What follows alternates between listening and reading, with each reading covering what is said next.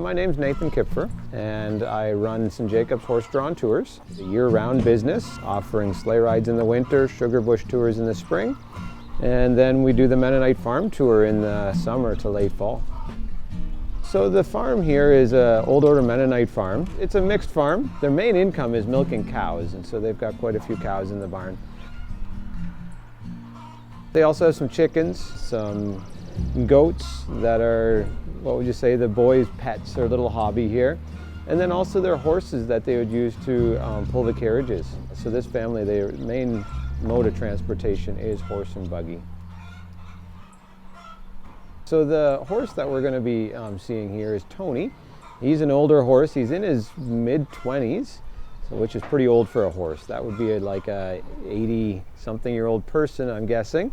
But at the same time, he's very fit, but he's had lots of experience on the road, and he's very calm, so we like using him for rides like this. All right, we're going to take Tony out and hook him to a buggy, and we'll go for a ride.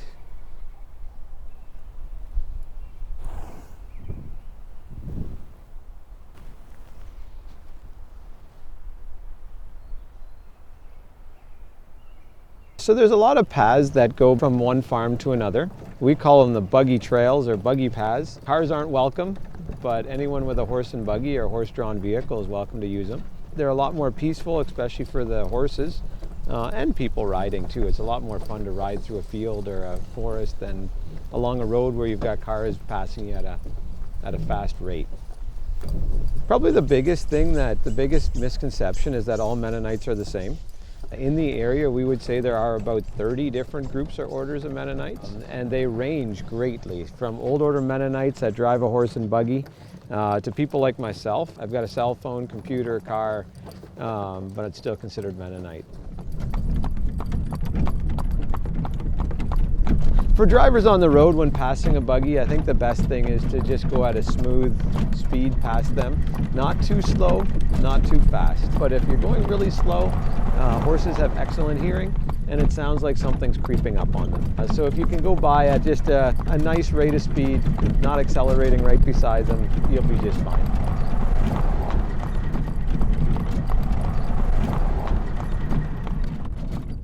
The way I look at it, in the whole simplicity thing and people being envious of it, the way I would look at it is I'd say, they do have a lot of stresses just like anyone else. But I'd also say that living out in the country in an environment like this, there's maybe more opportunity to unwind. Finding happiness in God. That's something that is stressed within the community as well. In knowing God, we feel that you know where you came from and where you're going. And that can give you a peace.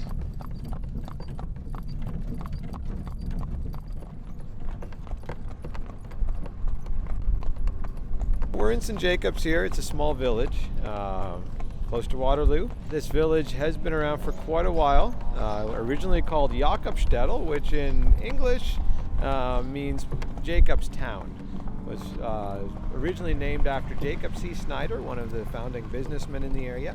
Today it's still a great place to visit. Lots of unique shops and some pretty cool history here as well. Home of home hardware.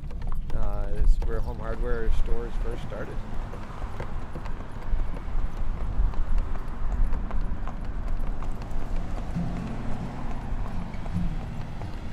A lot of the technology that we have it's made us connected to more people but more isolated. And so it's such a contradiction. You can be more connected but you're more isolated all at the same time. And I think that's something that is really affecting people today. People around us, people in the world really desire community.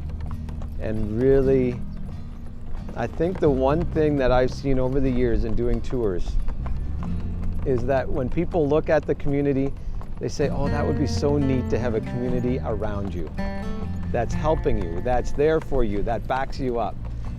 Is that family? Is that people, your neighbor? I don't know who that is, but I think I get this sense that there's a lot of lonely people living out there, even though they're living right next to somebody. What they see in the Mennonite community and that they really desire is a community that is really sincerely trying to back each other up and take care of their neighbor, take care of their brother. And then you can define who neighbor and brother is. And in a lot of cases, it's not just their community. So if you're the neighbor, they'd be there to take care of you or try their best to help you out.